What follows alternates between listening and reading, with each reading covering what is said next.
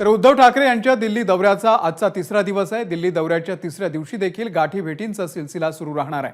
उपराष्ट्रपती जगदीप धनखड, त्यासोबतच सोनिया गांधी आणि सुनीता केजरीवाल यांची आज उद्धव ठाकरे भेट घेणार आहेत। आणि आता थेट जाऊया दिल्लीमध्ये। अरविंद केजरीवाल यांच्या निवासस्थानाच्या बाहेर आपले प्रतिनिधी गणेश ठाकूर सध्या आपल्यासोबत आहेत। गणेश, उद्धव ठाकरे यांची आज एक मोठ्या सर्वच नेत्यांसोबत बैठका होणार आहे। किती महत्त्वाचा आहे हा दौरा? अमोल, महाराष्ट्र विधानसभेच्या दृष्टिकोनातून उद्धव ठाकरे यांची दिल्लीवारी खूप महत्त्वाची आहे। काल खरगे आणि राहुल गांधी यांना ते भेटले, आज संध्याकाळी सोनिया गांधी यांची भेट आणि आज परत ते मुंबईला रवाना होत आहेत। पण त्याआधी काही वेळापूर्वी उपराष्ट्रपती यांची त्यांच्या निवासस्थानी भेट घेतली आणि आता इथं हे अरविंद केजरीवाल दिल्लीचे मुख्यमंत्री यांचं निवासस्थान आहे। इथं सुनीता केजरीवाल यांची ते भेट घेणार आहेत। संजय सिंग आणि इतर जे आपचे नेतेगण आहेत त्यांची भेट घेणार आहेत आणि महाराष्ट्राच्या दृष्टिकोनातून चर्चा निश्चित होईल।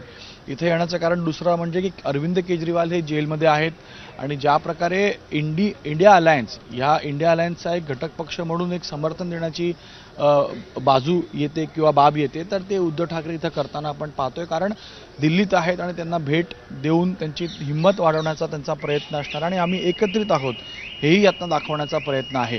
याशिवाय मागील 2 दिवसात उद्धव ठाकरे यांच्या निवासस्थानी यांना भेटण्यासाठी संजय राऊत यांच्या निवासस्थानी जे इतके राष्ट्रवादी काँग्रेसचे आणि इतर नेते मंडळी जे पोचले आहेत इंडिया अलायन्सचे, हे एक पद्धतीनं दिल्लीतलं शक्ती प्रदर्शन आहे, त्यांचा ॲक्सेस आहे।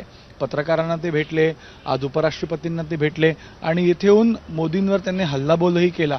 आणि ज्या प्रकारे कालची बैठक ही आपण पाहिली, ती बैठक महत्त्वाची होती, ज्यामध्ये विधानसभा संदर्भात चर्चा झाली। त्यामध्ये असं बोललं गेलं की आता आपण मिळून समसमान अधिकार घेऊन आणि कॉमन मिनिमम एजेंडा यावरती कॉमन मिनिमम प्रोग्राम घेऊन आपण पुढे गेलं पाहिजे। प्रचाराबद्दल काल चर्चा झाली। 20 तारखेला प्रचाराचं नारळ मुंबईतनं फोडलं तर असं बोललं गेलं। याशिवाय आपण कोणते कार्यक्रम घ्यायचे हे बोललं गेलं। आणि आता ही भेट अपडेट तुमच्याकडून घेणारच आहोत। एबीपी माझा, उघडा डोळे बघा नीट।